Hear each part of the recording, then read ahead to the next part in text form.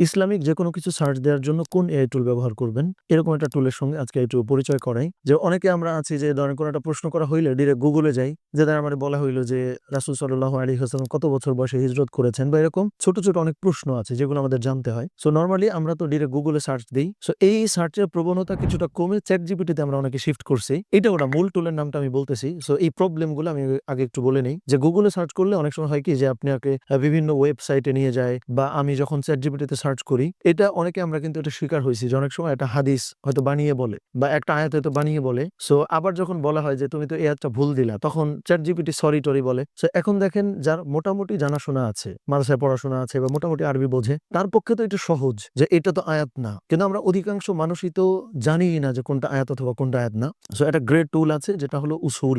So গুগলে যে আমরা USUL উসুল লিখে সার্চ করলেই চলে আসবে। সো এই টুলটা ব্যবহার করলে যেটা সুবিধা সেটা হইল যে নামটা থেকে কিন্তু বুঝতে পারতেছেন উসুল মানেই কি? রেফারেন্স। যে এইটা কোত্থেকে আসছে বা এরকম কিছু এবং ওয়ার্ডটাও তো আরবি ওয়ার্ড।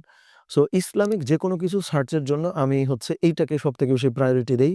ধরেন আমি ছোট, ছোট কোনো হাদিসের অংশও যদি সার্চ করি, এইটার যতগুলো রেওয়ায়াত আছে মানে যতগুলো বর্ণনা আছে প্রত্যেকটা বর্ণনাও আমাকে দিতে পারে। এটার সাথে আবার রেফারেন্সটাও বলে যে এটা কোন আ মানে ব্যাখ্যা গ্রন্থে আছে, কোন সিয়াসিত্তার মধ্যে আছে কিনা, বর্ণনাকারী কে বা হচ্ছে অনেক হাদিস যেমন বর্ণনাকারী ভেদে বিভিন্ন বর্ণনায় আমাদের কাছে কিন্তু আসে। এই কনটেক্সট গুলা বুঝে, বুঝে বিভিন্ন বর্ণনা পর্যন্ত আমাদেরকে দিয়ে দেয় এবং সবথেকে আমার কাছে ইন্টারেস্টিং লাগছে যেই কারণে উসুলটা যে ও ChatGPT এর মতো বিভিন্ন কিছু বানায় আমাকে দেয় না। সো এইটাই আমার কাছে সবথেকে বড় কারণ যেই কারণে আমি হচ্ছে উসুলটা সার্চ করি। সেখানে ধরেন টুল কিন্তু প্রচুর টুল আছে। আমরা তো অনেক টুলই ব্যবহার করতে পারি। কিন্তু এখানে কিন্তু বিভ্রান্তির একটা আশঙ্কা থেকে যায়। সো উসুলটা যদি ব্যবহার করা হয়, উসুলটা আমি বলব সবার জন্য ইসলামিক যেকোনো কিছু সার্চের ক্ষেত্রে। আর যদি মোটামুটি দিন জানাশোনা থাকে বা ইসলামিক পড়াশোনা মোটামুটি থাকে, সেই ক্ষেত্রে তো আমরা অনেক টুলই ব্যবহার করতে পারি। যেমন এই ক্ষেত্রে আরেকটা টুল আমি ছোট্ট করে একটু বোধহয় বলতে পারি। এটা হলো Perplexity AI। সো এইটারও একটা ভালো সুবিধা আছে। যেমন এইখানে আপনার খুব কমনলি যে ওয়েবসাইট গুলো আছে আমরা ব্যবহার করি হাদিস নিয়ে বা হচ্ছে কোরআন নিয়ে, এইখানে র‍্যান্ডম যেকোনো প্রশ্ন যদি করা হয়